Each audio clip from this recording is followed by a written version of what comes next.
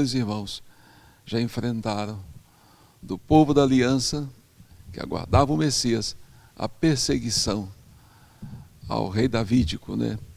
Jesus, aos seguidores do rei davídico, o Senhor Jesus. Então nós vamos orar a esse Deus maravilhoso, pedindo iluminação à mente de nossos pastores. Hoje, pastor Luiz Antônio Ribeiro e pastor Wilson Pereira Martins, o nosso colegiado pastoral. Vamos orar. Te agradecemos, Pai, por mais esta oportunidade de estudar a Tua Palavra com nossos pastores e assim aprendendo mais da Tua bendita Palavra. Abençoa pastor Luiz Antônio da explanação, pastor Wilson, e abençoa também cada irmão que estará, ó Deus, no decurso do tempo, acessando, Pai amado, essa mesa de explanação. Que possamos todos guardar essa palavra no nosso coração, tendo do Senhor a coragem para obedecer a Tua palavra e lembrar do exemplo de firmeza desses irmãos do passado, em tempos tão difíceis no começo da igreja. Obrigado também pela vida do irmão Flávio Claudino, na transmissão, no som, por toda a nossa equipe aqui operacional. Agradecemos, Pai, a vida da irmã Rosângela, da Silvia, Adriano, nosso irmão Guedes, irmão Oscar, irmão Oséias. Muito obrigado por essas vidas tão preciosas, que no dia a dia sempre estão aqui trabalhando pelo Teu reino. E assim é que nós oramos, já agradecidos por este ensino, por este aprendizado, em nome de Jesus. Amém. Vamos então a fatos marcantes do início da Igreja de Cristo, 2 pontos, as perseguições, com essa primeira parte, com o pastor Luiz Antônio Ribeiro. Graças, paz, ouvintes, internautas, eu agradeço a Deus por esse momento, ao pastor Edson na mediação, pastor Wilson, que vai também participar aqui das reflexões, a vida do irmão Flávio, que está na transmissão hoje. Eu agradeço a vida de todos os amados que acompanham nesse trabalho importante, que é essa reflexão bíblica, né? Como o pastor já falou. Muito bem. Hoje o assunto principal é sobre as perseguições aos cristãos professos, né? A igreja primitiva é marcada por perseguições, né? Ela inicia aí com muito sofrimento, né? Tanto é que todos os apóstolos foram martirizados, né? Que é a marca do nascimento da igreja, o martírio, a vida daqueles que falavam do evangelho, né? O autor chega até a colocar aqui que somos levados a imaginar que a realidade dos cristãos, né, é semelhante à nossa, né? Que vivemos em países onde há liberdade religiosa e certa tranquilidade para propagar a nossa fé em Jesus Cristo, né? Sem que isso coloque em risco a nossa própria vida ou das pessoas que amamos. Na verdade, a gente vê um contexto bem diferente, né? Porque uma coisa que não dá para a gente fechar os olhos é que o cristianismo ele veio para ser marcado pelo sofrimento mesmo.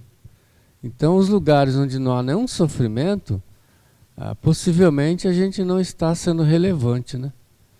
Porque quando você fala do evangelho, ele causa mesmo essa inveja, né? Essa fúria que causou na vida dos religiosos, né? da época, né? Então, se o cristianismo é propagado com uma certa facilidade, é porque às vezes não está causando incômodo, né, na vida da sociedade.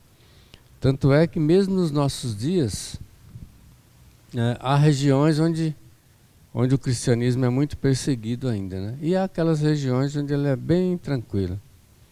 Mas, de qualquer forma, as perseguições continuam até os dias de hoje e continuarão sempre, né? Porque o inimigo, né, aquela batalha espiritual que nós vivemos, como Paulo fala lá aos Efésios 6,12, né, que a nossa luta não é contra o sangue nem a carne, mas contra as hostes espirituais do maligno. Isso vai existir sempre, né? Então aqui ele começa falando do crescimento da igreja, né? Que a igreja inicia ali em Jerusalém e vai se espalhando, né, para o Império Romano, abrindo espaço para novas frentes em todo o mundo. Os discípulos de Cristo se empenharam muito para essa propagação, né? Mas ainda assim, né, o autor coloca que há uma estimativa de mais de 2,5 bilhões, né, de cristãos espalhados em todo o globo terrestre, né? Então, houve um bom crescimento aí. Se a gente olhar pelo número aqui, houve um bom crescimento.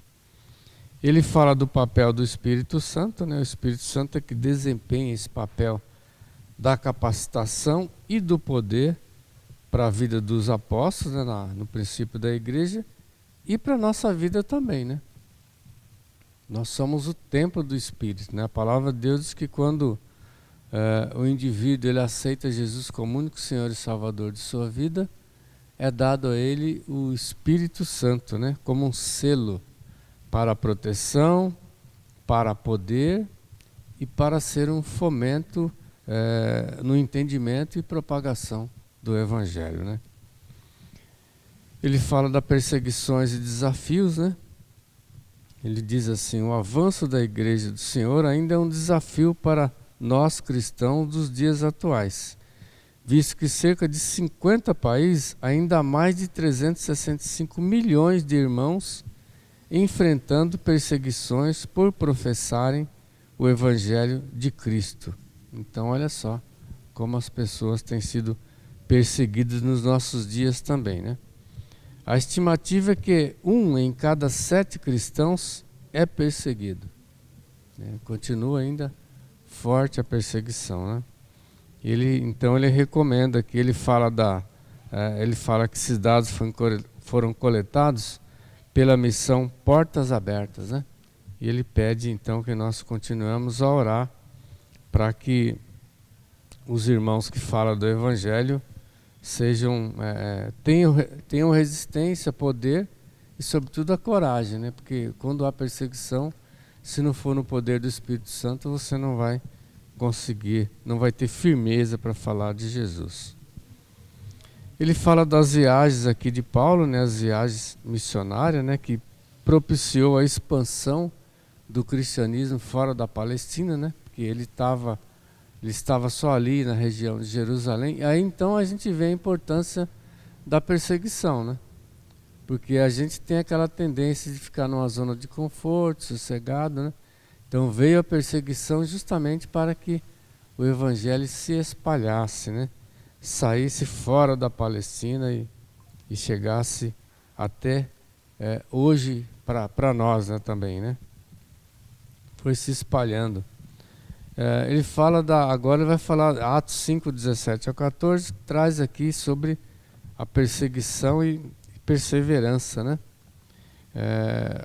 Eu vou ler aqui um trechinho de Atos 5, né, versículo 17 em diante, disse: e levantando-se o sumo sacerdote e todos que estavam com ele, eram eles da seita dos saduceus, encheram-se de inveja. Está aí a principal razão também. E lançaram mão dos apóstolos e os puseram na prisão pública. Mas de noite um anjo do Senhor abriu as portas da prisão e, tirando-os para fora, disse: ide, apresentai-vos no templo e dizei ao povo todas as palavras desta vida. Então, os líderes religiosos, eles não aceitavam Jesus como Senhor de sua vida, como Deus, e tinha muita inveja, né, daquela propagação do Evangelho e daquele crescimento, né? O Evangelho caía na graça do povo, ia crescendo e mais pessoas interessavam por isso. E eles, então, ficavam com inveja, até por conta do risco de, vão perder o nosso status, né? O nosso status de líder. Daqui a pouco ninguém vai na nossa sinagoga mais, quer dizer, vão procurar o cristianismo, né? E por conta disso eles fizeram muita gente sofrer, né? Ele fala da perseguição inicial aqui, que foi realmente,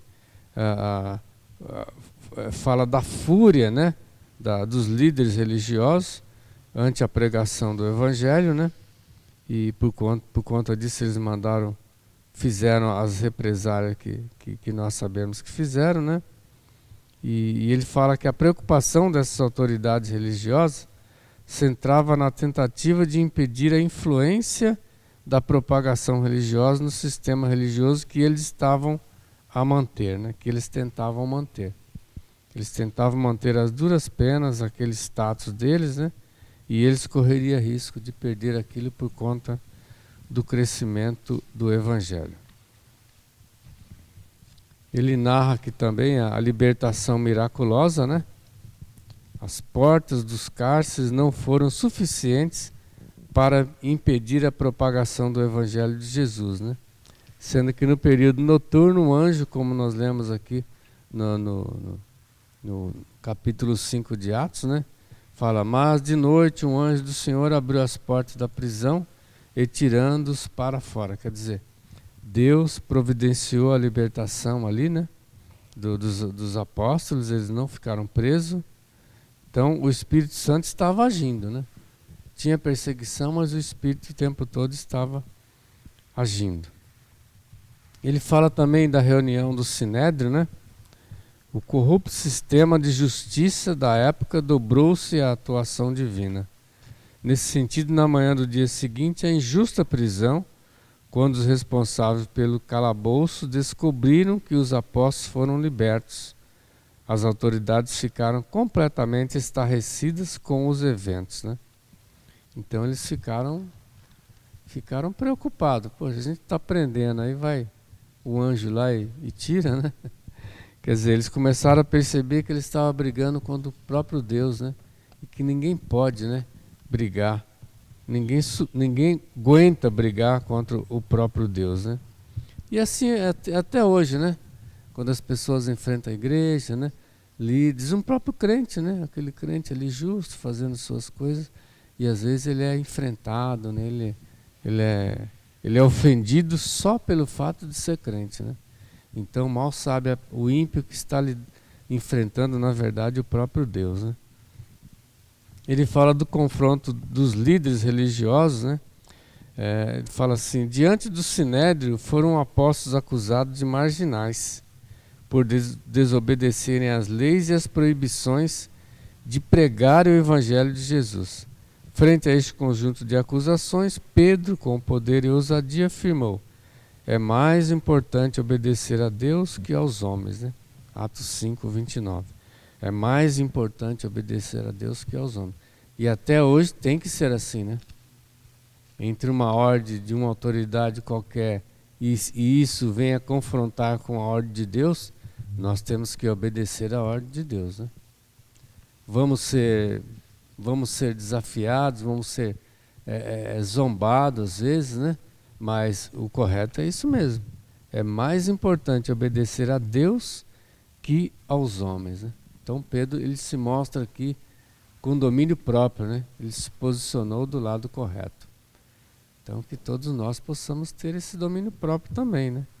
E nessa encruzilhada aí a gente se posicionar sempre do lado de Deus. É mais importante obedecer a Deus que aos homens. Ele fala também aqui, destaca, né, o conselho de Gamaliel, né? Interessante a posição daquele homem, um homem sábio, né? O Sinédrio, enfurecido, manifestou interesse em condenar os apóstolos à pena de morte. Entretanto, o sábio Gamaliel, fariseu de prestígio, né, entre os seus compatriotas, impediu essa pena capital, solicitando cautela aos julgadores. E argumentou ele, homens israelitas, tende cuidado com o que estáis para fazer a estes homens.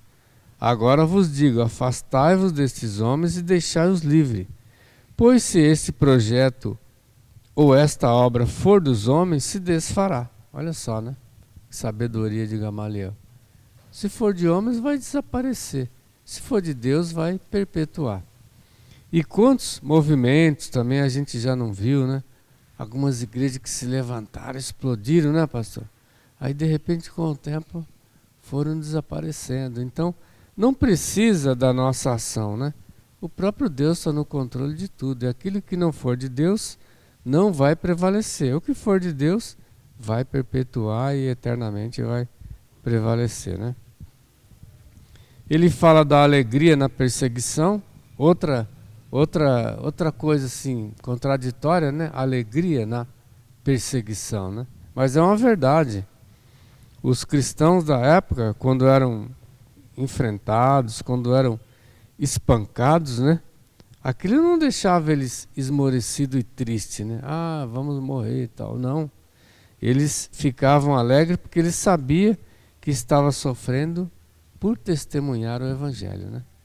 Por testemunhar Jesus, né? Então eles se alegraram por ser levados à dignidade de sofrerem por causa de Jesus, né? Então a pessoa não pode entender como um mero sofrimento apenas. Ele fala, estou sofrendo por causa de Jesus, né? Então eles se alegraram, né? Nesse mesmo fôlego e propósito de adoração, continuaram eles na proclamação do Evangelho, tanto no templo quanto nas casas de todos que dispusessem a aprender sobre as boas novas de Jesus. Então, se eles tivessem medo, né, e ficassem trêmulos com aquela situação, eles iam parar, né? Eles iam parar com aquela divulgação, não ia fazer mais. Não obstante, eles continuavam falando do Evangelho. As pessoas proibiam, mas eles continuavam falando do Evangelho justamente porque eles obedeciam a Deus e não aos homens, né? Então, diante do quadro acima, é possível considerar que a perseguição faz parte da jornada cristã, da nossa vida como crente, né? Se a gente achar que isso é coisa ruim, então não vai ser crente, né? As adversidades, elas acontecem. O próprio Jesus, né? Lá em João 16:33, ele fala, né? Digo essas coisas para creres em mim. No mundo tereis aflições, tem de bom ânimo. Eu venci o mundo.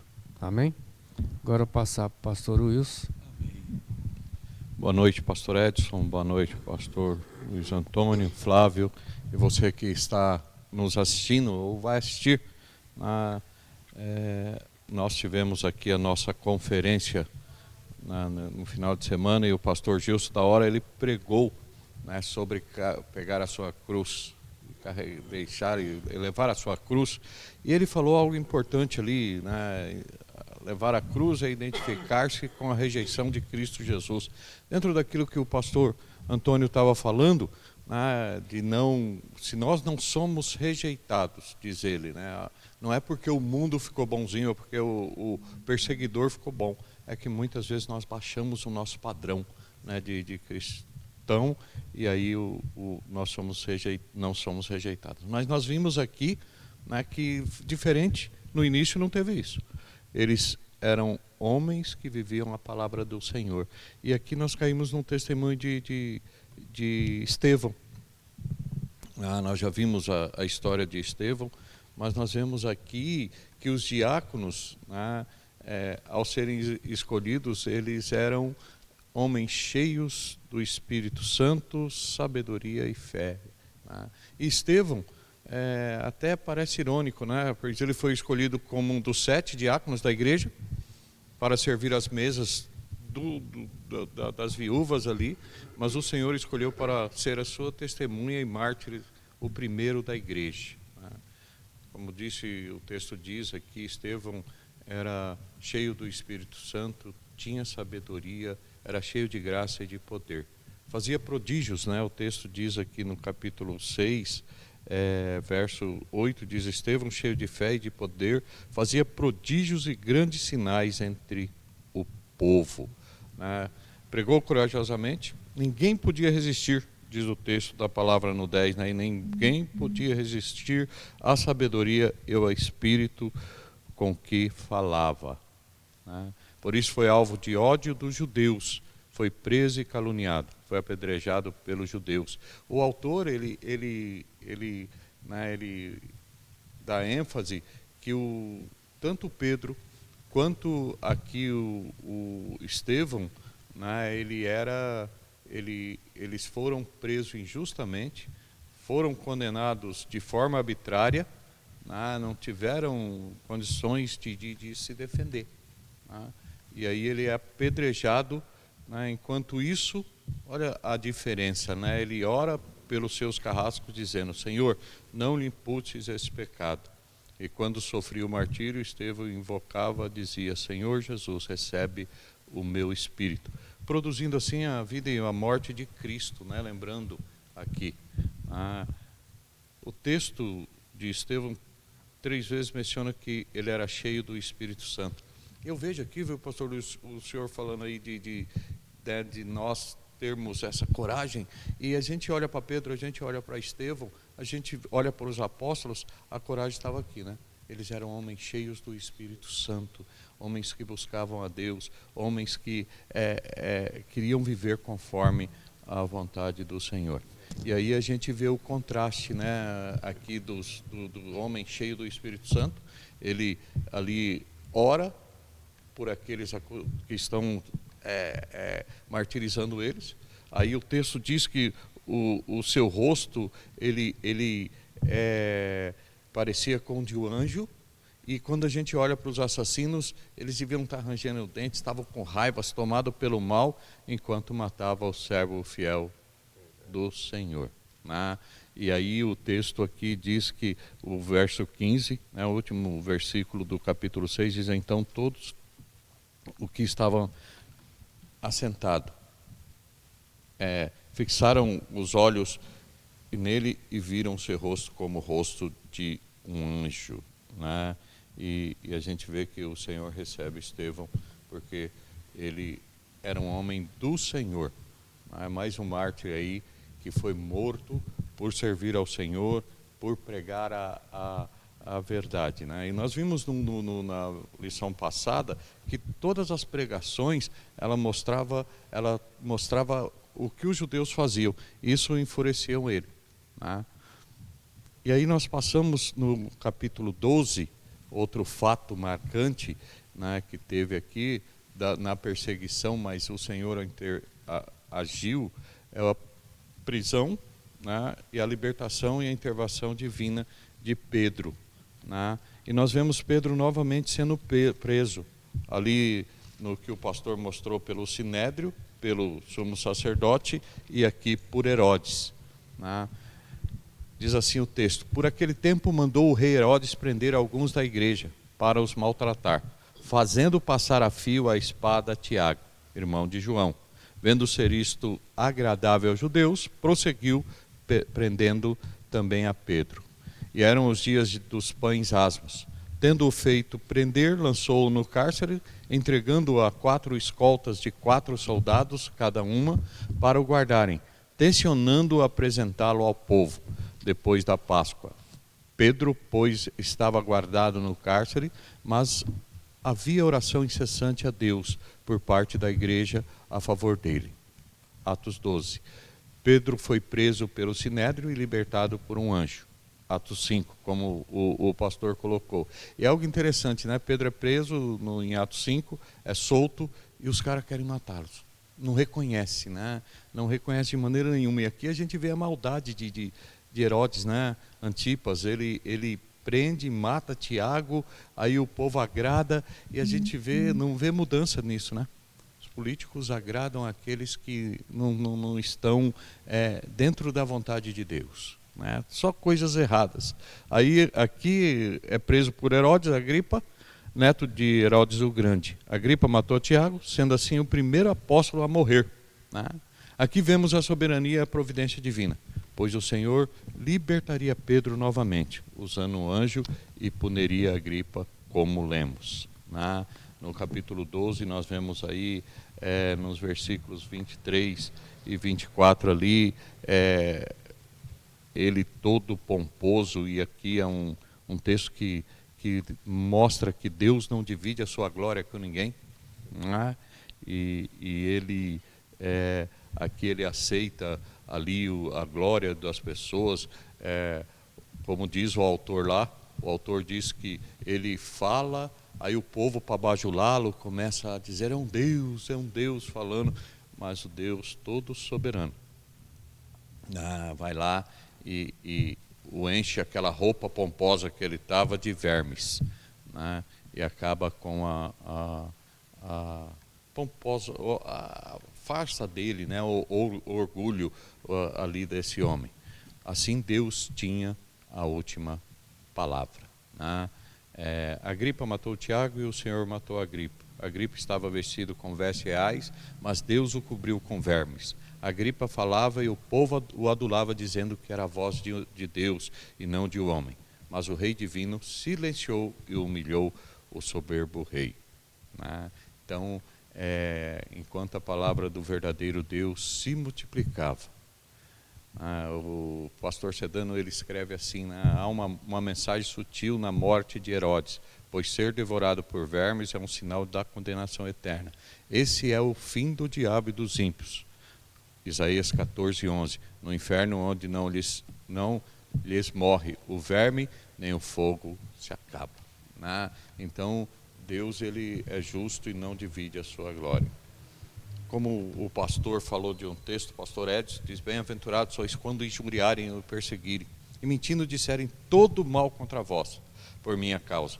E o texto, o versículo 12 de Mateus 5 diz: exultai e alegrai-vos, porque é grande o vosso galardão nos céus.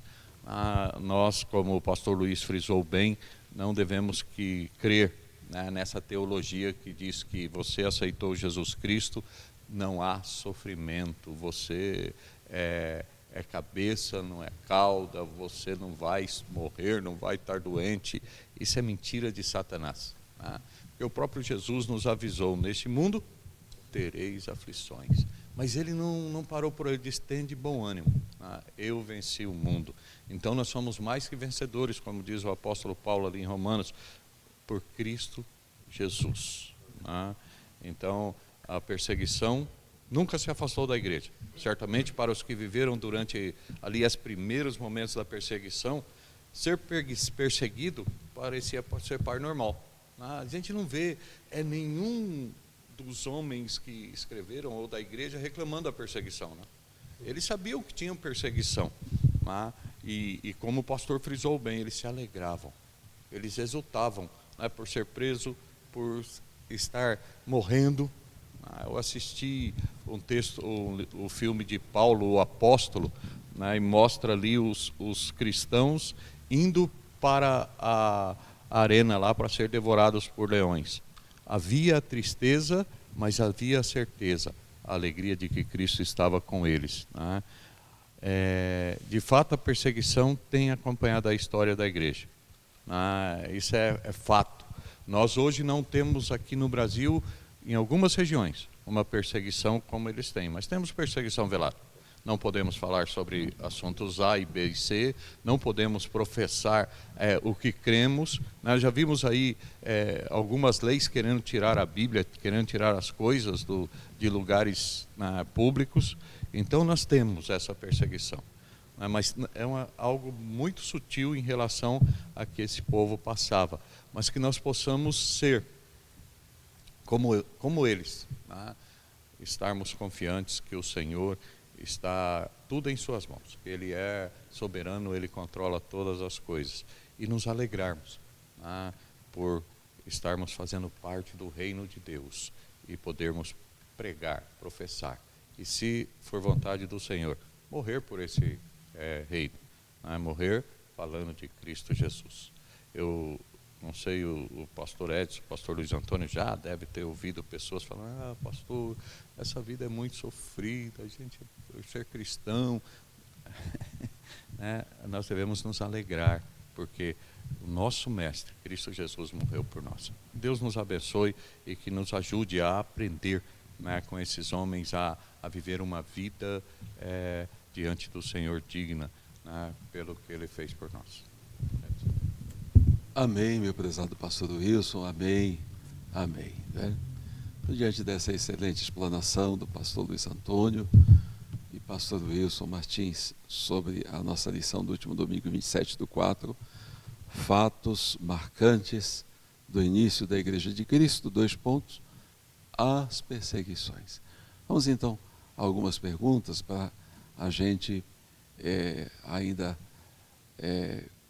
aumentar ainda, tirar um pouco mais de nossos pastores nesta explanação tão edificante, não é? Tão relevante. E a primeira pergunta que eu deixo para o pastor Luiz, depois o pastor Wilson, é segundo o livro de Atos, né, no capítulo 2, quem é que faz a igreja crescer?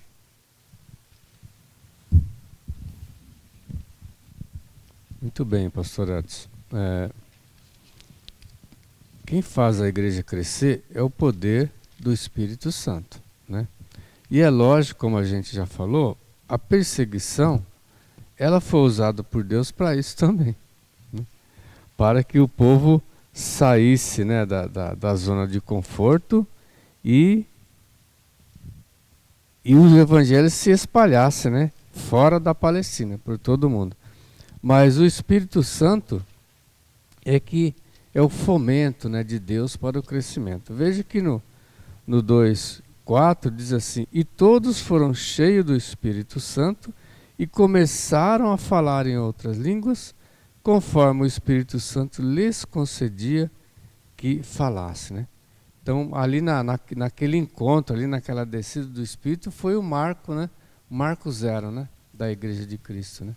E ali tinha estrangeiros, né, de diversas nacionalidades, e eles, no poder do Espírito, fala e é transmitido, né, simultaneamente para cada um na sua língua. Quer dizer, olha que poder maravilhoso, né? Que poder maravilhoso. Então, até isso a gente vê que hoje em dia a sociedade ela copia, né, das escrituras, né? Porque num congresso, né, tá lá o ponto, né? E a pessoa, eu tô lá no meu assento ali, falo em português, né? E todas as pessoas, cada um vai ouvir no seu idioma. Olha que maravilhoso, né? Quer dizer, foi o que aconteceu aqui, né? Deus sempre na frente, né? Deus sempre mostrando como faz as coisas. Os homens às vezes querem fazer e quer a glória para eles, né? Querem a autoridade para eles, mas Deus já mostrou como espiritualmente faz as coisas. Isso no poder do Espírito Santo, né? Fantástico. E aqui, pastor, dentro da pergunta, o texto, o versículo 47, né, diz assim, que a igreja estava louvando a Deus, caindo na graça de todo o povo, e todos os dias acrescentava o Senhor à igreja aqueles que haviam de ser salvos. Deus faz a salvação. Então é Deus que faz a igreja crescer, não é o pastor, não é o homem, não é? A segunda pergunta é o seguinte: essa rejeição dos judeus à igreja, a Jesus, o Jesus ressuscitado que eles pregavam que ressuscitou dentre os mortos, já era uma rejeição profetizada no livro do profeta Zacarias, né? Que eles rejeitariam o Messias, né?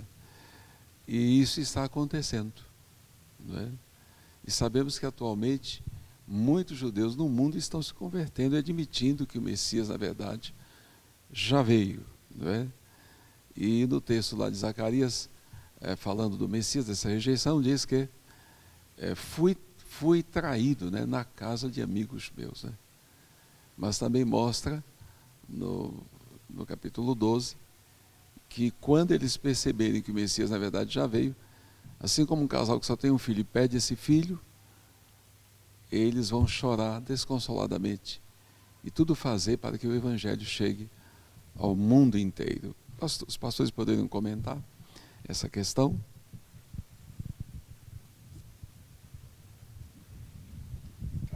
Da resistência, rejeição, né, dos judeus, né?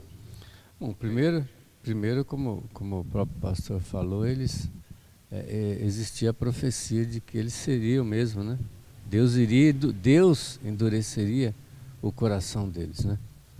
Agora Deus, quando o Velho Testamento fala que Deus alargaria a tenda, né, para trazer novas pessoas para a fé, e Ele abre essa oportunidade aí para os gentios, né? Quer dizer, é um texto complexo que fala na profecia que Deus iria endurecer o coração deles, né? Mas Deus endureceu justamente para alargar a tenda, né? Endureceu o coração deles, e aí vem Jesus para eles em primeiro lugar, e e eles não acreditam, né? Aí a todos quanto receberam, quer dizer, os gentios então aproveita essa oportunidade, recebe Jesus, né? Então o povo de Deus aumenta. Mas eu entendo que Deus pode ter endurecido aquilo momentaneamente. Deus não iria endurecer o coração do povo dele, pastor, eternamente, o tempo todo. Porque esse Deus que envia Jesus para cancelar os pecados do mundo, enviou para eles também. Aliás, para eles primeiro, né? Fala, veio para o que era seus, mas os seus não o receberam. Então, naquele momento, Deus inaugura a sua igreja neotestamentária, endurece o coração deles realmente, mas depois eu tenho certeza que qualquer judeu que aceitar Jesus como Senhor e Salvador, ele vai ter o mesmo privilégio que nós tivemos de enxergar a verdade, né? Então está em aberto para que todos, a própria palavra, né, lá em Filipenses fala que um dia todo joelho se dobrará perante Jesus, né? Então eu creio que os judeus está em aberto a oportunidade para que eles também aceitem Jesus. E alguns estão fazendo, né? Veja que na igreja primitiva, muitos fizeram, mas retrocederam, né? Hebreus mostra, né? A pregação aos hebreus justamente para fortalecer um povo que estava retrocedendo, voltando ao passado, nos costumes, nas festas, na circuncisão, no sacerdócio, sacrifício e muita coisa, né? Mas alguns ficaram. A igreja de Roma também, alguns estavam voltando ao passado, mas o judeu hoje não tem, eu creio que não tem mais esse endurecimento dado por Deus no coração deles. Eles não aceitam porque eles não querem mesmo, eles estão fixos na tradição deles, né? E aí tanto o judeu como o gentil, todos que quiserem ter Jesus têm que negar a si mesmo, tomar a sua cruz e seguir Jesus, todo. O sábio, o astuto, o judeu, o gentil, qualquer um, todos têm que renunciar para aceitar Jesus. E eles não querem renunciar o conhecimento, o entendimento da lei, né? Pastor Wilson, antes do show continuar a explanação do pastor Luiz, esse endurecimento que o pastor Luiz falou, pode ser um juízo, como está em Isaías 65, quando Deus diz, tenho estendido as mãos a um povo rebelde e contradizente, que é citado agora lá em Romanos 10, não é?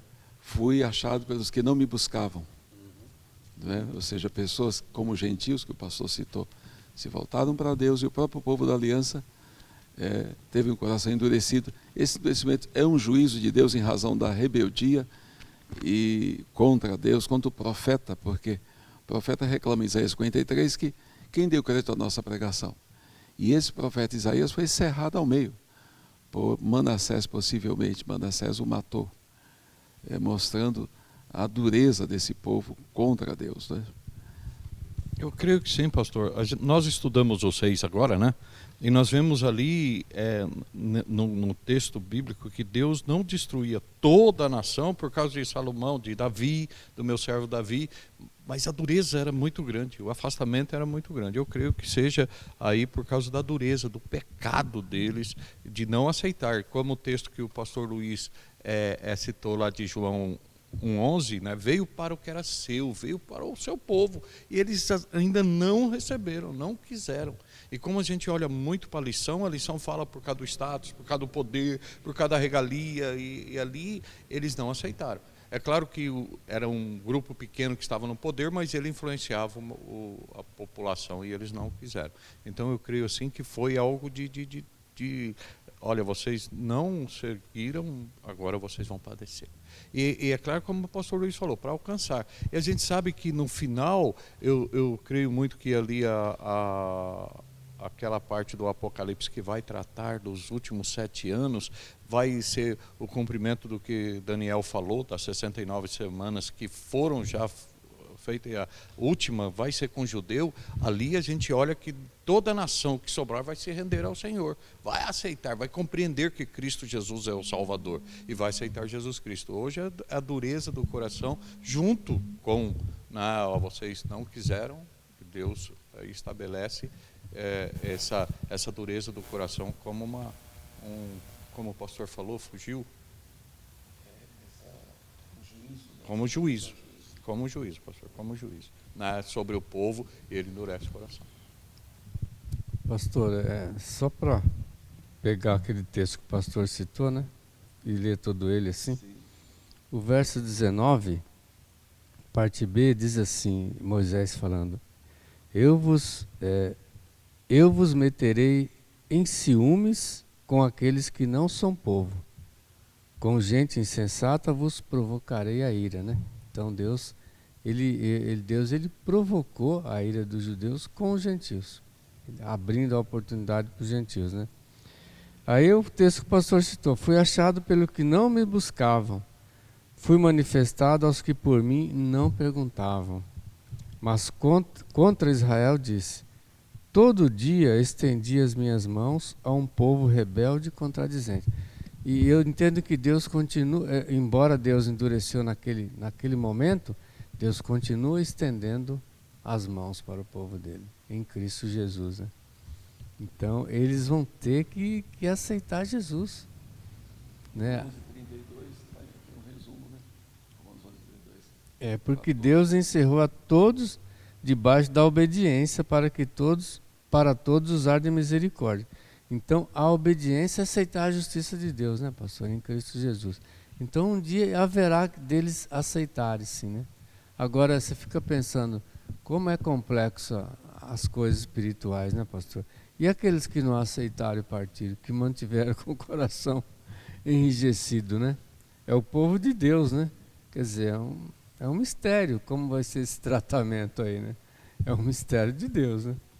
Porque no caso mesmo desses fariseus catedráticos, lá de Mateus 23, 33, que Jesus fala: vocês percorrem a terra e o mar da Galileia, né, para fazer um prosélito, um adepto religioso daí da seita de vocês, e depois o tornam mais filho do inferno 2 vezes mais do que vocês. E no 33, serpentes, ou raça da serpente. Como escapareis da condenação do inferno, né?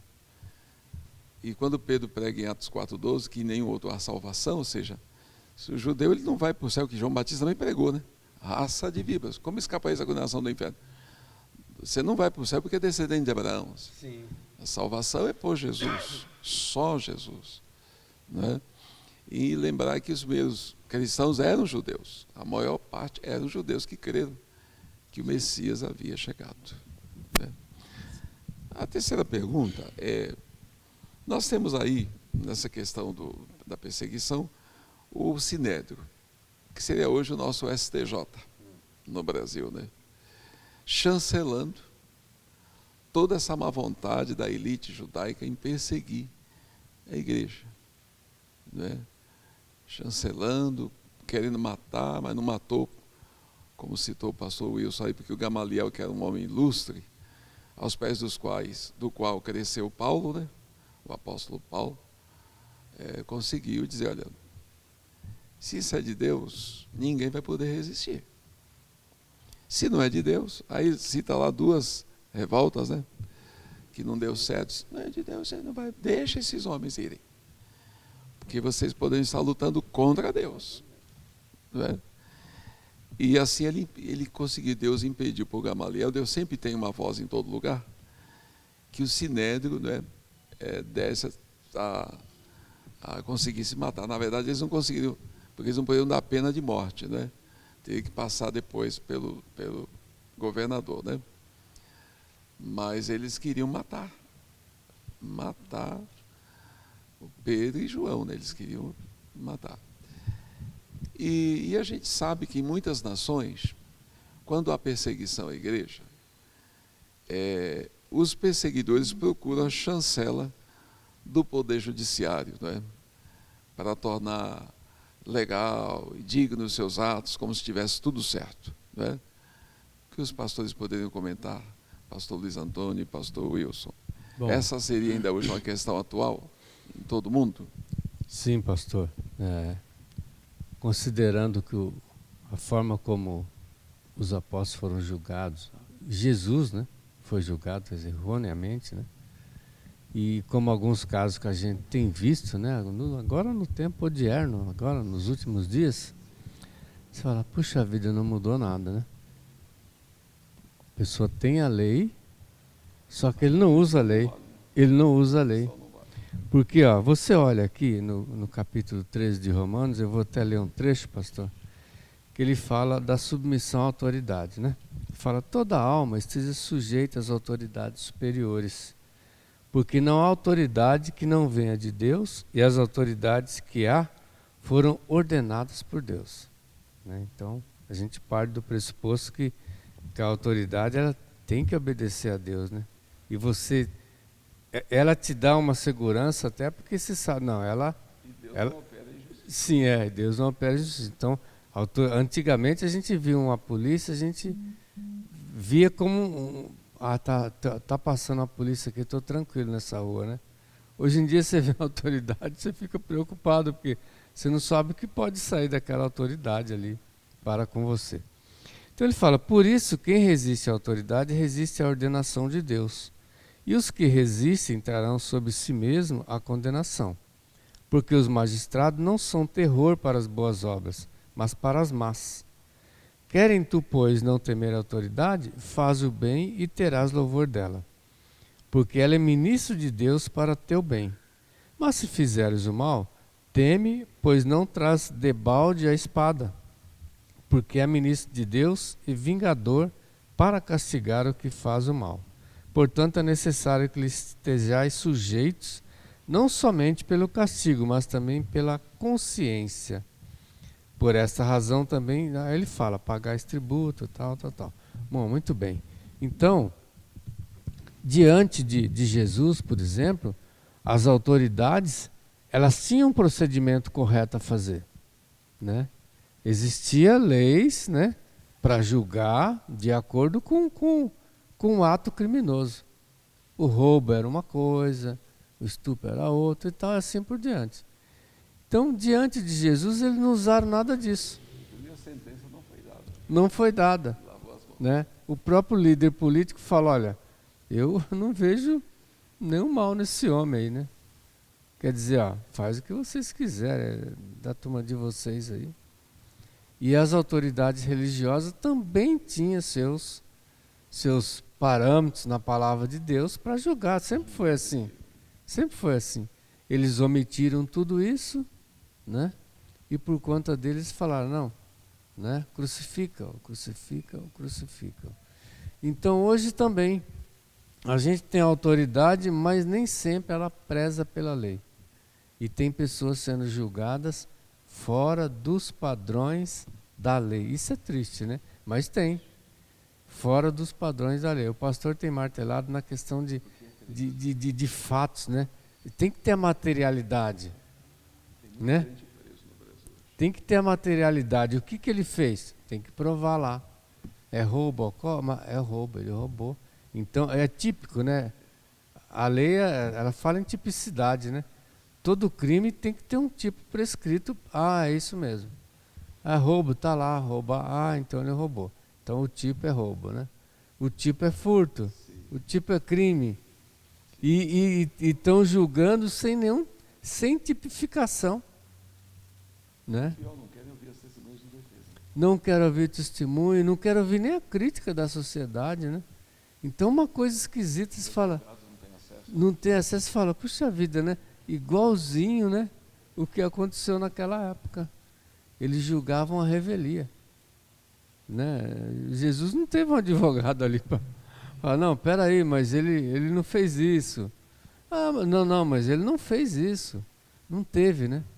Então a gente está vendo que não mudou nada, né, pastor? E é muito triste, né?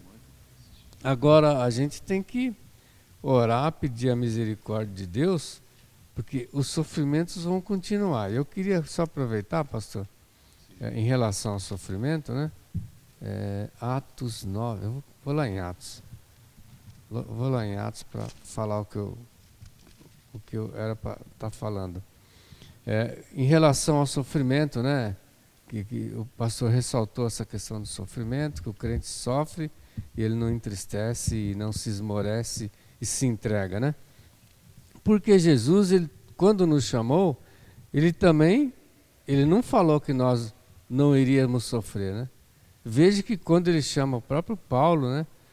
Disse assim o Senhor, Atos 9,15, vai porque este é para mim um vaso escolhido para levar o meu nome diante dos gentios e dos reis e dos filhos de Israel.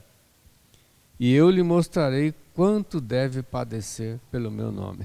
Então, Paulo foi chamado ao sofrimento, porque pregar o evangelho é sofrimento, e nós também, né? Então, nós estamos num período em que pode chegar alguém aqui e falar, vocês deram um estudo aí, vocês falaram disso, né? Vem cá. E nos oprimir também. E é sofrimento por Cristo, eu tenho que me alegrar. O que eu não posso é me entregar, né? Porque mais vale obedecer a Deus do que aos homens. Tá? Eu vejo, viu, pastor, assim, a gente sofre uma perseguição. Eu estava conversando ontem com a senhora numa fila e ela estava falando que tem alguém presa porque estava com batom e o batom disse que era algo que podia ser incendiário. E ela falou, olha, eu nunca vi, eu uso batom. A senhora já de uns 70 anos, ela falou, eu uso batom a vida toda, nunca explodiu ou incendiou a minha boca. Então a gente vê aí essas desculpas, né, para poder continuar no comando, como nós vimos aqui. Mas uma coisa que nós temos que tirar de exemplo daqui, Pedro, quando é preso, a igreja vai orar. Então nós temos que clamar. Quantas pessoas estão presas aí sem, ao menos, ou foram já condenadas, né, como o pastor falou, ao menos terem direito de defesa? Então a perseguição está aí. São crentes, são salvos em Cristo Jesus, que estão defendendo o seu ponto, o seu ideal. Nós vivemos numa democracia. Nada, Sim. Outro, nós vivemos numa democracia que não é democracia, né? Onde eu não posso me expressar, onde eu não posso colocar a minha posição, o meu pensamento. Né? A gente só o lado perseguidor. A gente fala assim, quando nós vemos manifestações de áreas de pessoas que não concordam com os evangélicos, eles podem se expressar. Nós não. Então a gente tem que orar muito ao Senhor. E eu creio que, assim, vai aumentar essa perseguição. A vinda de Cristo está próxima. Né? Algo que o pastor falou quando nós estávamos aqui na mesa sobre os reis lá, sobre o povo avisando que os profetas avisando que eles iam para o exílio, que eles iam ser levados. Foram 300 anos, foi isso? 300, 400 anos que eles avisaram? Pregação dos profetas. Hoje nós estamos e o pastor frisou isso, mais de 2000 anos, falando que Cristo vai voltar. Cristo está voltando. E nós vamos passar, mas seremos abençoados, seremos levados por Cristo. Mas, pastor, eu vejo assim, é orar a nosso Deus para que Deus nos sustente. Porque eu creio que melhorar não vamos, porque a gente não tem aí uma perspectiva de melhora. Mas eu sei que o Senhor está no controle de todas as coisas. Outra pergunta, baseada na palavra do semeador. A semente que cai no rochedo, Jesus fala que quando vem a perseguição, eles não suportam a perseguição e abandonam a fé, né, na palavra do semeador. Então a pergunta é, a perseguição testa a perseverança do crente genuíno? Se testa? Eu creio que testa, sim. Testa. Porque é Deus, e tudo isso a gente sabe que é sob o poder de Deus, né? Por exemplo, pastor Edson, a gente pode entender que a pandemia também foi uma forma de Deus peneirar. E foi mesmo. Por incrível que pareça. Tem pessoa que não voltou mais, tem uns que ficam ralentando, né? naquela intermitência, um dia vem, outro mês não vem, né? Então foi um teste mesmo, e olha, e foi provado. Fala, puxa vida, um vírus, né? Um vírus conseguiu reprovar tanta gente. Agora imagina se tivesse aí cacetete, né? Espada. Olha, seria um outro teste que eu diria assim, olha, eu não duvido que isso possa acontecer não. E vai peneirar muito, muito, muito, muito. É por isso que Jesus fala que muitos são chamados e poucos escolhidos, e é mesmo.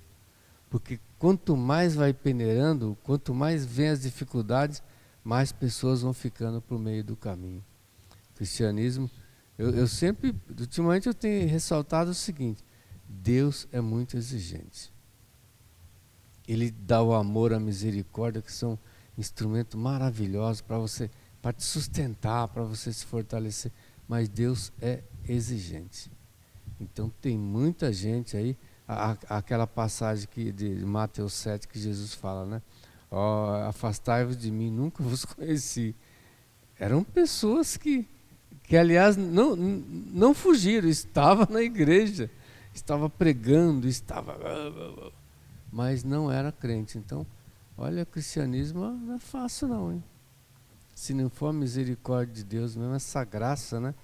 Que é um favor imerecido, muitos ficarão para o meio do caminho. A gente tem que orar e pedir a misericórdia para a gente seguir na marcha, porque haverá dias que a gente vai ser testado também. A gente está vivendo, pastor, dias de glória. Você fala, você anuncia na praça, onde for, ninguém faz nada com você. No Brasil nós temos essa liberdade, né? Mas eu temo assim que quando for testado, muita gente vai se recolher. Porque um vírus já espantou muita gente. O pastor Gilson, pregando aqui da hora, disse o seguinte, né? Que a salvação é de graça, pela graça, mas a vida espiritual ela custa muito e nós temos que dar toda a vida, né? Nesse sentido do zelo do Senhor, né? Eu creio, pastor, que olhando, né, esses fatos que nós vimos nessa lição, eu creio que se tivesse hoje aqui, as nossas igrejas estavam vazias. Porque frisou bem o pastor Luiz, uma pandemia afastou. E eu, particularmente, eu cria que depois da pandemia a igreja estaria forte, reunida, porque quantas pessoas foram ceifadas, né? E Deus nos preservou a vida para continuar falando do amor dele. Então eu creio que as provações aí, elas são para nos provar mesmo, para ver, e muitos caem no meio, né? Então eu creio que a provação é algo para vir, para estar trazendo o remanescente, como o pastor fala, né? Ficar aqueles que creem mesmo em Cristo Jesus. Um outro fator que hoje a gente vê, questão da multidão, né?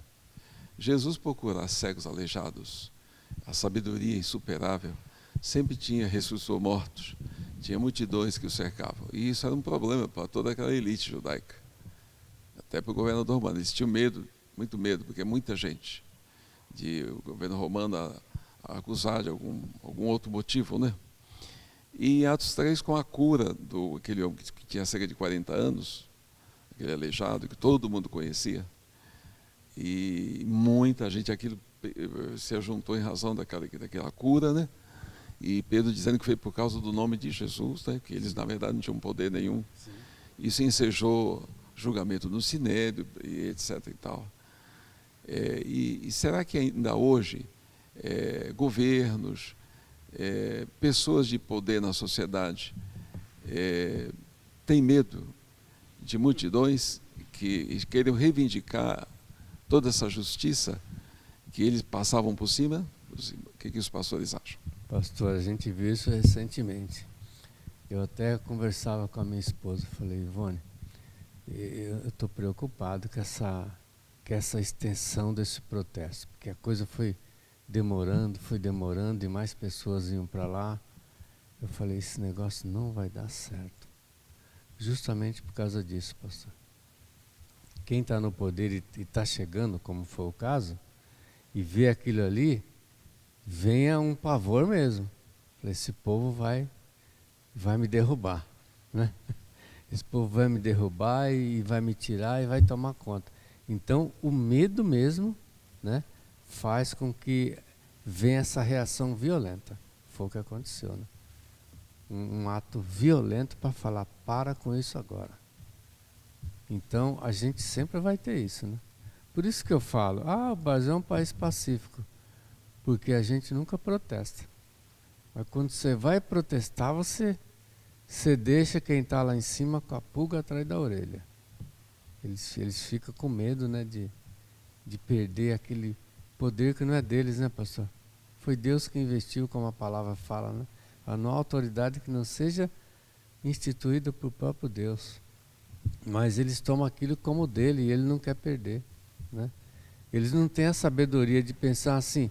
Eles podiam pensar, não, deixa eles aí. Se for de Deus, né? Não é mesmo? Mas se não for de Deus, eles vão desistir, amanhã eles vão embora. Eles não pensam assim. Eles têm medo mesmo, pastor, de perder o poder e a reação é violenta, sempre. E eu creio assim, né, pastor Edson, como aqui essa autoridade vivia totalmente errada, as nossas autoridades também são muito arbitrárias, né? A gente olha aí,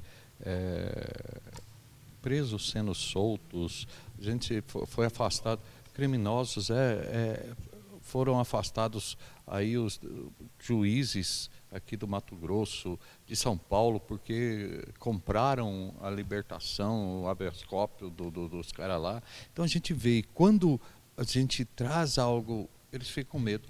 E assim, nós cristãos, como o pastor Luiz colocou, somos muito.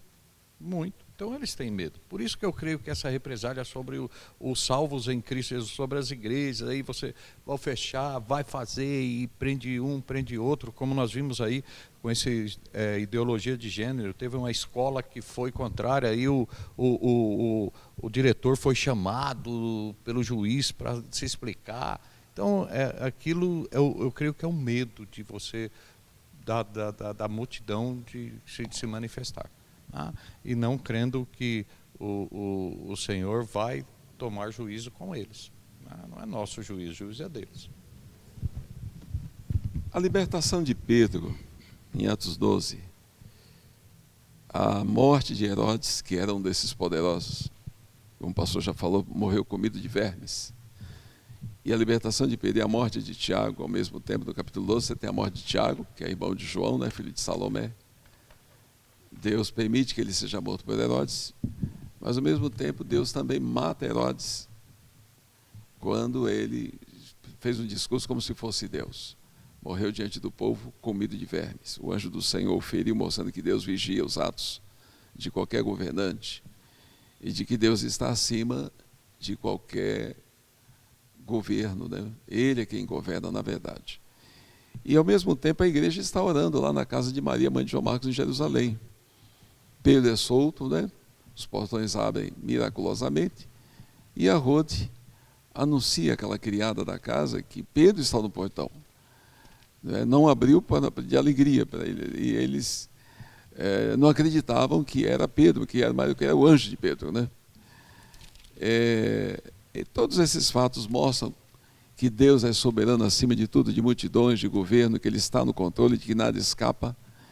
E que aquilo que não entendemos, como a morte de Tiago, né, devemos deixar, é mistério, devemos deixar nas mãos de Deus. Ele liberta um e o outro ele deixa viver miraculosamente, ainda manda anunciar as palavras desta vida, como já leu o pastor.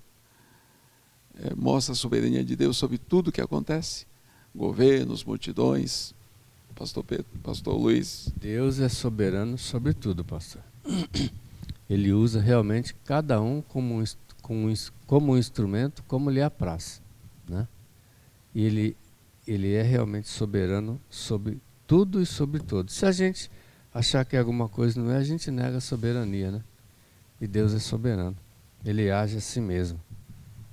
E só para colocar outra coisinha aqui, pastor, tem uma revista que fala assim: descrever as sugestões do grupo sobre as ações que a igreja pode implementar para combater as perseguições hoje. Eu olhei essa questão, eu coloquei uma interrogação, eu falei, Não tem como você evitar a perseguição, pastor.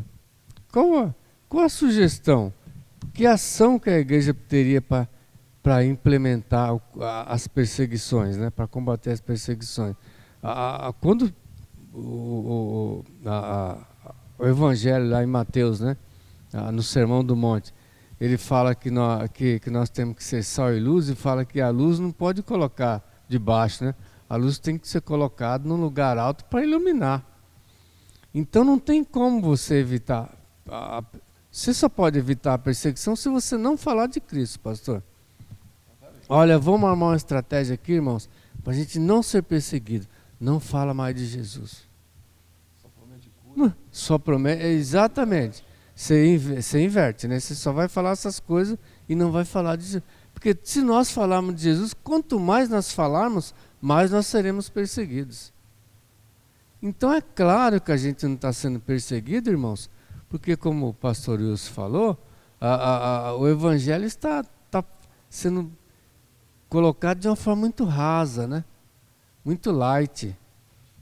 Se nós formos pregar mesmo o evangelho, como a gente vê lá a raiz da palavra do grego lá, ali Deus fala, não é só discipular não, é sofrer mesmo pelo evangelho. Nós somos chamados a sofrer pelo evangelho, como ele fala, importa o quanto ele vai ver o quanto ele vai sofrer agora por mim, né? E todos somos chamados a sofrer. E a perseguição, ela é... Porque as pessoas sempre vão ter inveja, pastor, do evangelho. Sempre vai ter inveja. Pedro, ele foi sábio quando falou, quem curou esse homem? Foi em nome de Jesus. E foi mesmo.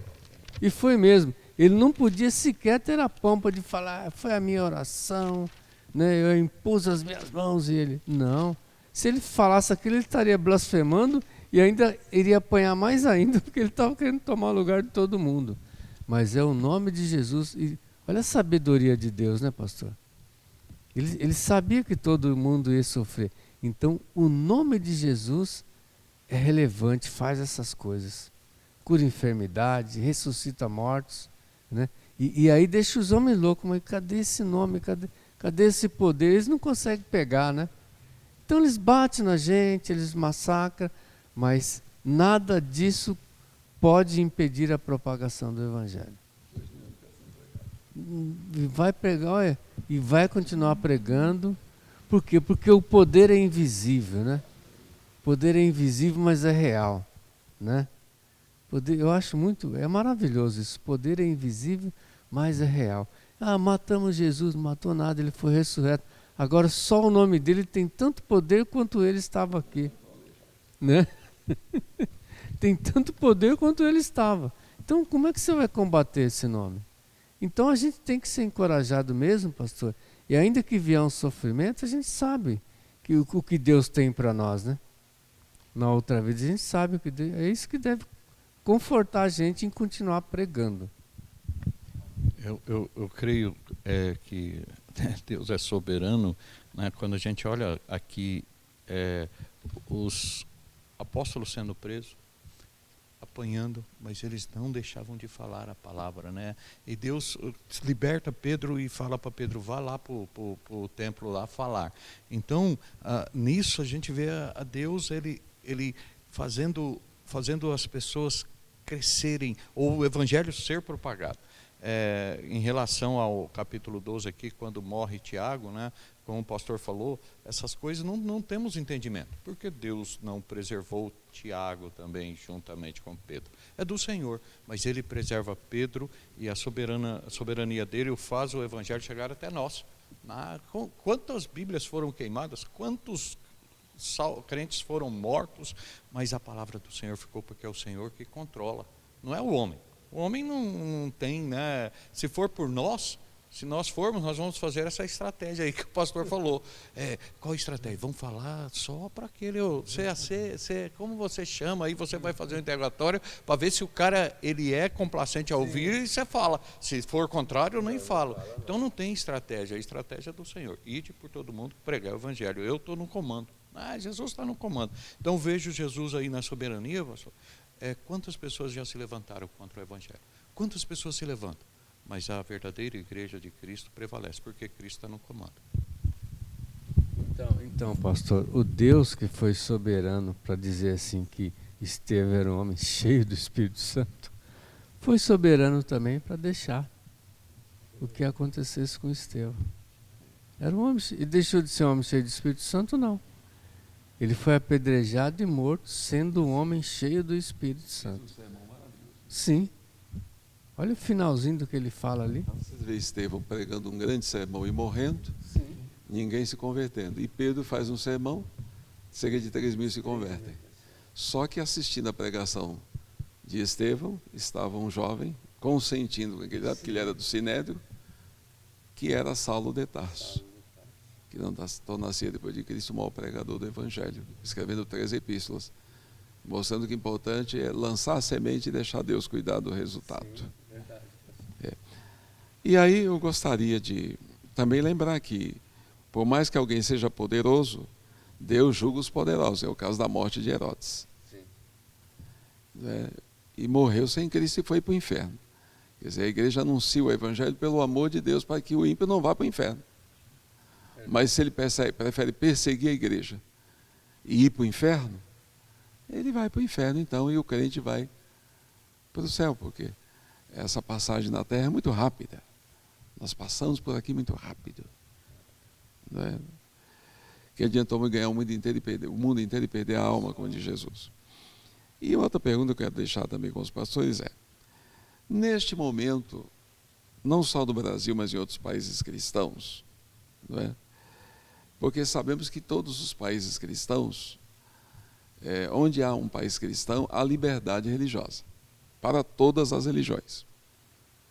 Todos os credos, todas as ideologias, porque o Evangelho sempre trabalha a liberdade de consciência. Então a gente vê grupos aí perseguindo a igreja, mas a igreja não os persegue. A igreja os ama e prega a mensagem do amor de Deus para qualquer grupo, qualquer ideologia, que eu não vou aqui destacar. Então, em qualquer país cristão, há liberdade para todas as áreas, seja político, o que for.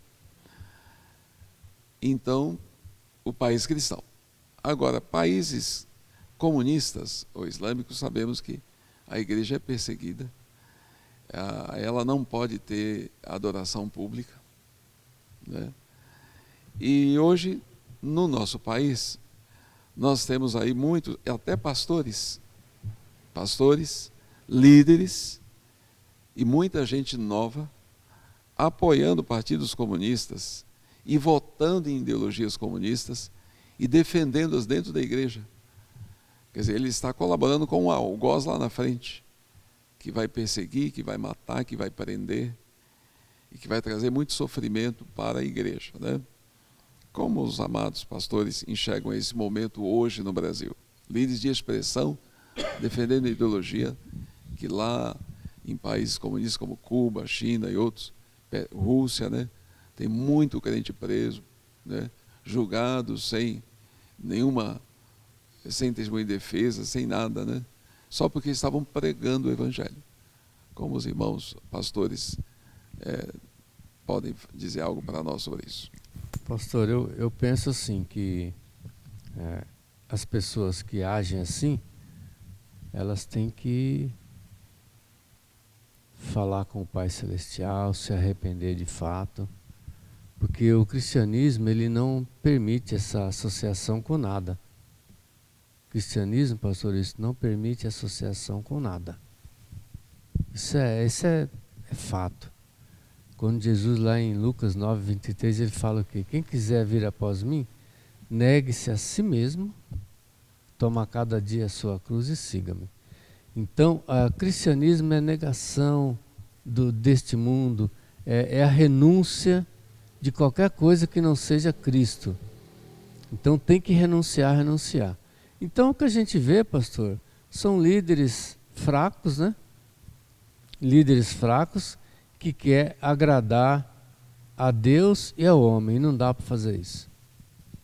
Isso quer agradar pessoas, quer seguir modismo, Então, é isso. Para mim, essas pessoas estão naquele grupo que Jesus fala lá. Eu fiz isso, aquilo, o Senhor fala. afastai-vos de mim, não vos conheço.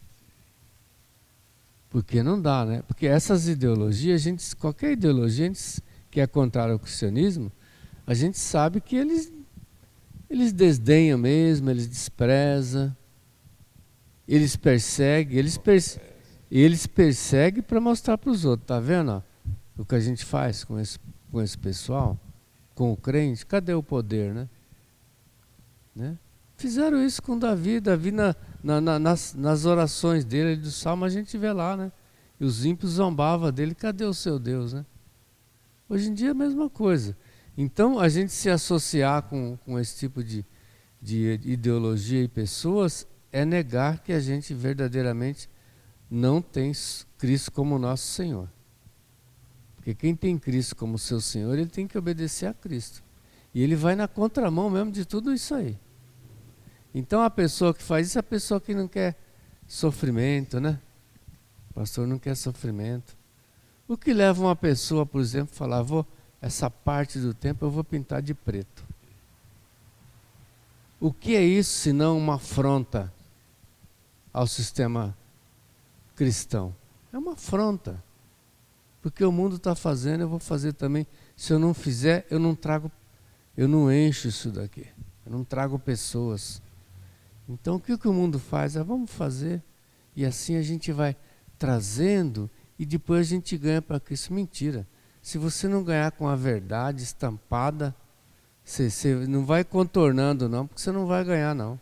Ele entra nesse contorno, nessa maciez, exatamente. Depois você jamais vai convencer ele a mudar.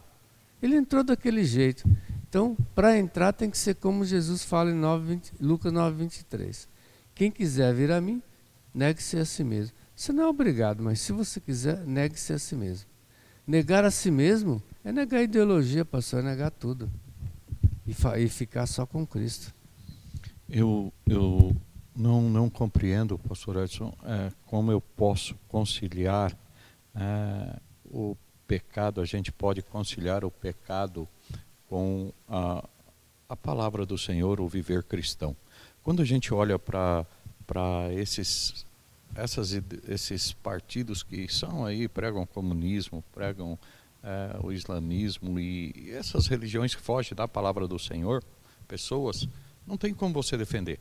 Né? Eu me assustei muito, assustado assim no sentido de ficar pasmado, quantos líderes evangélicos, homens cultos, não homens sem cultura nenhuma, faculdades, universidade, pós-doutorado, estavam defendendo a esquerda com toda a sua ideologia, a ideologia de gênero, defendendo as coisas erradas. Né? Então, a gente tem que começar a olhar, essas pessoas têm que começar a olhar o seu relacionamento com Deus. Quando o pastor falou dos 50 países lá que perseguem os cristãos, e a lista, eu estou com a lista aqui, você vê que a maioria deles são países comunistas, Coreia do Norte, Somália, ou pessoas que não seguem a Cristo, não são cristãos. Arábia Saudita, China, Irã, Índia, né? Afeganistão, aí você vem aqui Cuba, Nicarágua, são países aí que são perseguidores e são comunistas, são socialistas, né? Eles matam os cristãos. Aí eu não sei como o cristão aqui no Brasil, ele defende essa ideologia, defende esse povo. Né? Eu creio que muitos deles, a gente não pode dizer todo, por não julgar, mas muitos deles estarão, como o pastor Luiz citou, né, naquele grupo de, eu não vos conheço. Felizmente eu nem te conheci, Jesus vai falar para eles. Porque não seguem. Como eu posso defender o aborto? Não. Como eu posso defender a morte de uma criança ali? Então não tem como. Eu vejo, pastor, que nós temos que orar bastante para que Deus purifique. Né? Eu estava lendo algo que, ouvindo a mensagem do pastor Gilson novamente, de sábado à noite, se você puder, ouça aquela mensagem, né? E ele fala que um pastor fala para ele que alguém o procurou e disse assim, precisa haver uma perseguição para a igreja se tornar pura. Aí ele fala negativo, a igreja pura que atrai a perseguição. É verdade. A igreja que vive o evangelho, que não defende essas ideologias contra a palavra do Senhor. Nós não estamos falando de que eu não aprovo o aborto porque eu sou uma pessoa certa. Não, a palavra do Senhor não aprova o aborto. Então os cristãos têm que ver e rever e poder orar ao Senhor como chegar a Deus e falar: me perdoa, Pai, me perdoa. Aí a gente está sofrendo aí por pessoas cristãs defenderem essa ideologia. Muito bem, então hoje nos estendemos, né, Flávio, bastante hoje, mas foi bom, chegamos ao final, é bom, foi muito bom tudo que ouvimos aqui dos pastores. Quero terminar esta mesa de hoje, repetindo o texto explanado pelos pastores, pastor Luiz Antônio, pastor Wilson: fatos marcantes do início da Igreja de Cristo, as perseguições, cumprindo o plano de Deus, do texto de João 3,16. Porque Deus amou o mundo de tal maneira que deu o seu Filho unigênito, para que todo aquele que nele crê não pereça, mas tenha a vida eterna. Sabemos que essa perseguição, na verdade, é uma luta do diabo e seus asséculos com os ímpios contra a pregação que liberta o homem. A pregação do Evangelho liberta o homem do pecado, liberta o homem da condenação do inferno. E o diabo quer levar o máximo que ele puder para o inferno. Então ele vai usar todos os meios que puder, todas as ideologias que puder, para se opor a essa pregação e perseguir aqueles que levam essa pregação. Já são 2000 anos que esse Evangelho está sendo pregado. Esse Cristo que veio inicialmente para salvar e mandou pregar até que ele venha a segunda vez agora como juiz para consumar a história. E ele mesmo disse, Mateus 24:14: e será pregado este Evangelho do Reino em todo o mundo, em testemunho a todas as nações, e então virá o fim. Dimas, no alto da cruz, se arrependeu. E Jesus disse: hoje mesmo estarás comigo no paraíso. O outro ladrão não se arrependeu e foi para o inferno. Então você que ainda não aceitou Jesus, esqueça as ideologias, esqueça tudo que você escuta por aí e fique só com a palavra de Deus. Não é? Seja salvo. Creia em Jesus como Senhor e Salvador. E você que já é crente, pertence à igreja, saiba que à medida que se aproxima o fim dos tempos, a chegada de Jesus, haverá sempre uma algeriza, não é? Contra a igreja, contra a Bíblia, não é? Mas a luta dos ímpios não é contra você, é contra Deus. E Deus vai cuidar de tudo isso e vai nos guardar e proteger. O Brasil é um país muito aberto ao Evangelho, sempre foi. É um país que recebe gente do mundo inteiro, não é? É um país que tem religião de todo tipo, ideologia de todo tipo. E a igreja cristã respeita cada uma dessas ideologias, porque não é a nós que prestarão contas, é a Deus. O que cabe à nossa igreja no Brasil, a igreja de Cristo no Brasil, é pregar o Evangelho, como ouvimos aqui dos pastores. Como bem enfatizou o pastor Luiz, pregar a Bíblia como ela é e deixar os resultados com Deus, não é?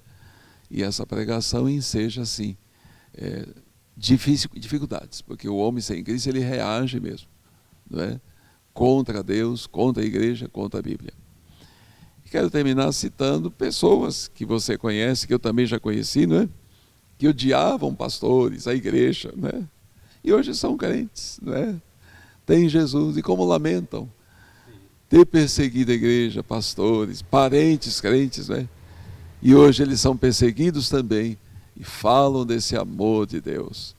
Sabemos que não só aqui na sociedade, mas em todos os âmbitos da sociedade, no poder judiciário, legislativo, executivo, tem crentes. Tem crente rico, tem crente pobre, tem crente juiz, tem crente desembargador, tem crente político, deputado federal, senador, tem crente ministro do Supremo, tem crente em todos os lugares. Deus tem seus filhos em todas as áreas, em todos os lugares.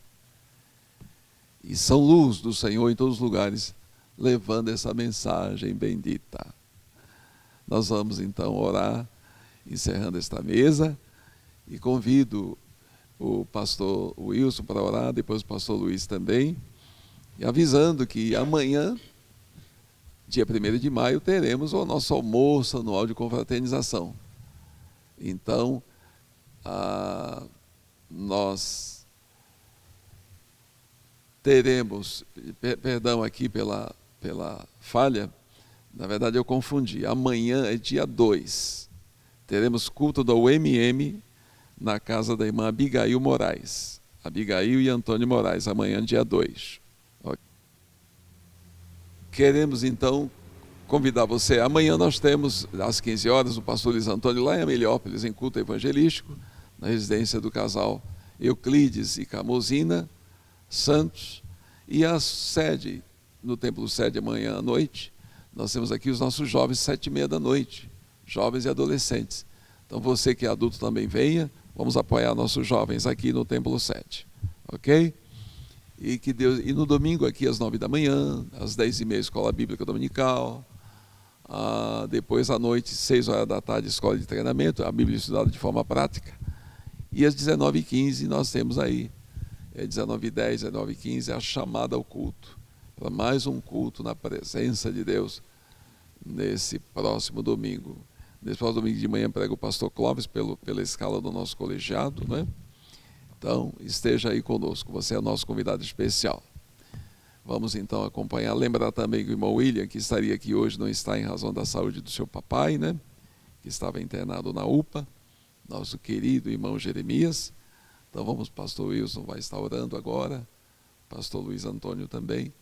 Lembrar da dona Ana Andrade, pai, mãe do irmão Clóvis, lá do Alexandrina, internada no HR. Lembrar também da nossa Elisângela Luca, ainda se recuperando da cirurgia, filha da irmã Mazé. E também lembrar que a dona Lourdes Baco, mãe da irmã Jucimara Baco, fará uma cirurgia delicadíssima dia 8 de maio. E também aguardando cirurgia a nossa querida Márcia Goyetes também, lembrar dela em nossas orações.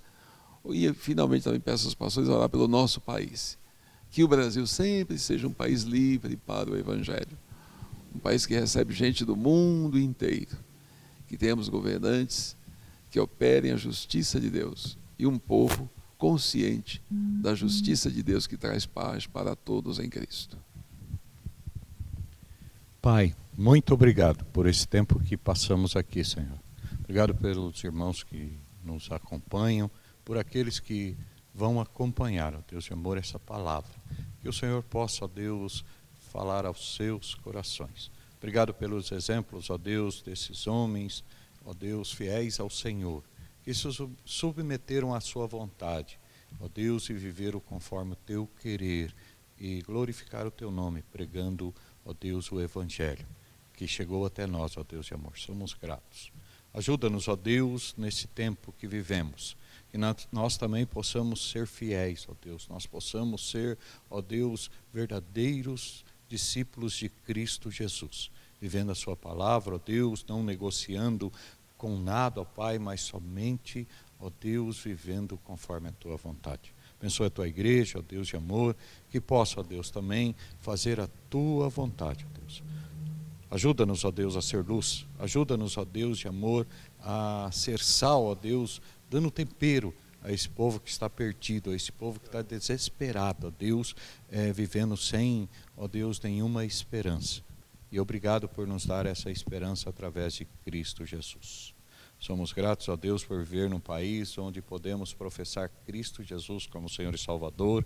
Somos gratos onde podemos, ó Deus, pregar a tua palavra, ó Pai Santo. Nos ajude, ó Deus, com as oposições que têm se levantado. Que o Senhor, ó Deus, possa fazer a tua vontade prevalecer.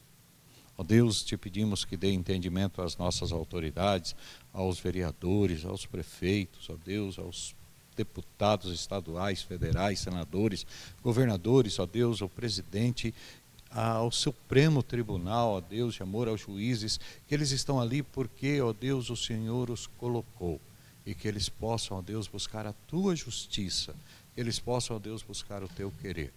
E, ó Deus, como diz, ó Deus de amor, uma nação que é regida pelo Senhor, é uma nação que vive em paz, uma nação feliz, ó Deus de amor. Ó Deus, ajuda-nos, ó Pai, diante dessas perseguições, como falamos aqui, ó Deus, quantos filhos do Senhor estão presos por professarem Cristo Jesus, por, ó Deus, professarem o Senhor como aquele que é o soberano. Então tenha misericórdia desses, ó Deus, e faça a tua vontade. E abençoa a nossa igreja, ó Deus de amor, na propagação do Evangelho. Ó Deus, abençoe o nosso pastor, o pastor Edson, a sua família, ó Deus, juntamente com, ó Deus, o colegiado pastoral, ó Deus de amor, os pastores que estão aqui em Presidente Prudente, nas cidades vizinhas, ó Deus de amor, junto, ó Deus, com a nossa diretoria estatutária, nossos diáconos, nossa liderança e todo o teu povo, ó Deus de amor, que faz parte desta igreja. Possamos ser firmes no Senhor, levando o teu evangelho. Mesmo em meio a perseguição, ó Deus, possamos pregar que Cristo Jesus é o único caminho. Muito obrigado, ó Deus de amor, pela salvação em Cristo Jesus e por esse tempo. Em nome de Cristo Jesus nós oramos. Amém. Amém. Senhor nosso Deus e nosso Pai Celestial, ainda na Tua presença, quero Te agradecer por esse momento, por essa noite maravilhosa, Pai, onde podemos falar do Teu santo e bendito nome. Continua a abençoar a PIB-PP, ó Pai, a igreja local aqui em Presidente Prudente, na pessoa do pastor Edson Borges, demais pastores do colegiado. E, ó Deus, que Tu esteja nos firmando a cada dia mais na Tua presença. Que nós possamos entender, ó Pai, que o cristianismo não pode ser misturado com nenhuma outra ideologia, coisas, mas que ele tem que ser prioridade, ele tem que ser exclusivo nas nossas vidas. Ó Deus, abençoa a nossa nação, que um dia ela possa ser tomada realmente pelo Evangelho, Senhor, para que Teu nome seja glorificado nela. Abençoa aqueles irmãos que estão enfermos, Senhor, como o Senhor irmão Jeremias, que está nesse momento debilitado. Pedimos a Tua bênção, o Teu cuidado, a vida dele, da irmã Maria Luísa, do irmão William também.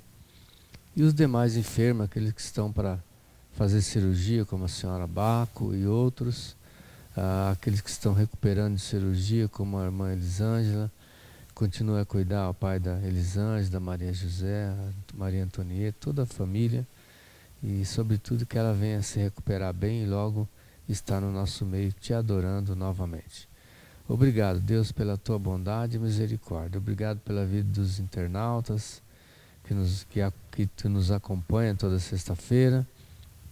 Deixa a Tua bênção a cada um deles, ó Pai. E se algum não tinha essa experiência com Cristo, ó Deus, que através desses ensinos possam se regozijar, possam optar por Jesus como o único Senhor e Salvador de suas vidas. Perdoa nossas faltas, nossas imperfeições, Senhor, e nos livra de todos os males. É a minha oração agradecido em nome de Jesus. Amém.